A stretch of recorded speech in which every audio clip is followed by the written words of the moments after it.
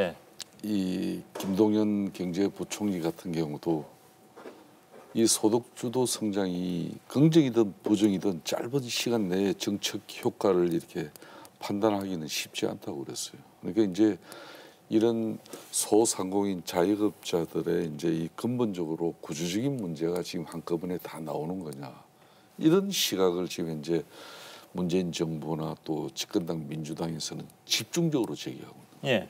그러면 작년까지도 이 PC방 업계 하신 분이나 또 앞에 계시는 우리 여성분은 지금 17년 동안 을지로에서 예식을 하고 있는데 작년에도 이 정도였냐? 그렇지 않았다는 거예요.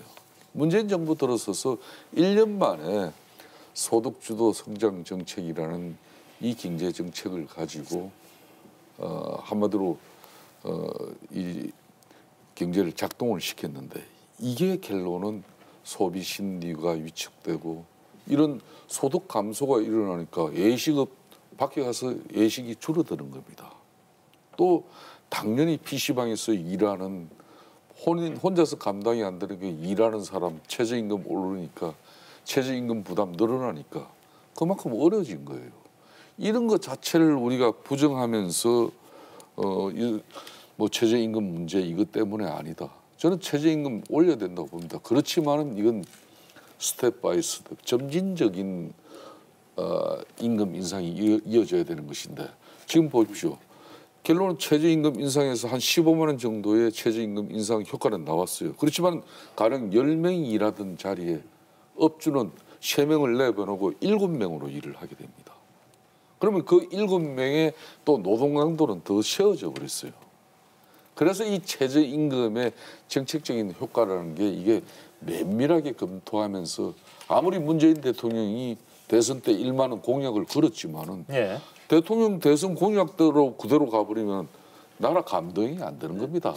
그래서 그런 부분을 좀 속도 조절을 해서 시장을 이렇게 움직였다면 오늘 이렇게 되지는 않았죠. 말씀하시죠. 그 이제 우리 김성태 대표께서는 아무튼 정부 여당이 잘못한다 이렇게 하기 위해서 자꾸 그러시는데, 저는 구조적인 문제를 봐야 된다고 봅니다.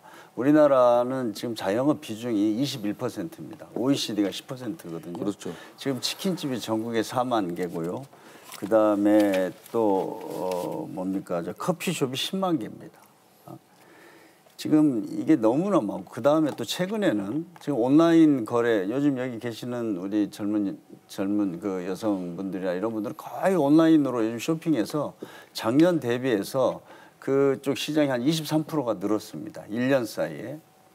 이런 구조적인 원인이 있고요. 또 하나는 지금 우리나라가 자영업이 하시는 분들이 580만 명인데 430만 명은 1인입니다. 자기가 고용을 두지 않고 혼자서 일하는 분들이 430만 명, 150만 명이 고용을 뒀습니다. 그런데 최저임금 인상 이후로 통계를 보면 고용을 둔 자영업에서는 오히려 고용이 늘어났어요. 그래서 지금 이제 자영업 문제도 정부가 이렇게 대응해서는 안 되겠다.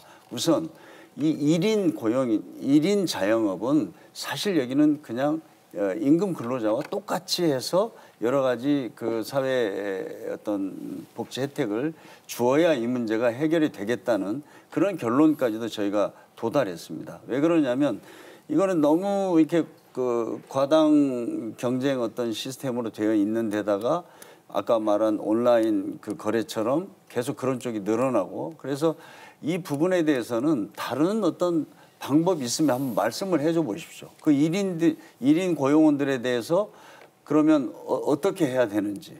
그래서 결국은 이건 사회복지 체제 속에서 이 부분을 어느 정도 해나갈 수밖에 없다. 이렇게 판단하고 있는 겁니다. 그래서 지금은 자영업에 대해서 우리가 구조를 분명히 보고 대안을 찾아가는 시점입니다. 그래서 제가 볼 때는 이런 현실을 좀 보면서 문제 해결을 해야지, 무조건 어떤 단편적인 문제 하나를 가지고 그 비판만 해가지고 이게 해결이 되겠습니까? 잠깐만요.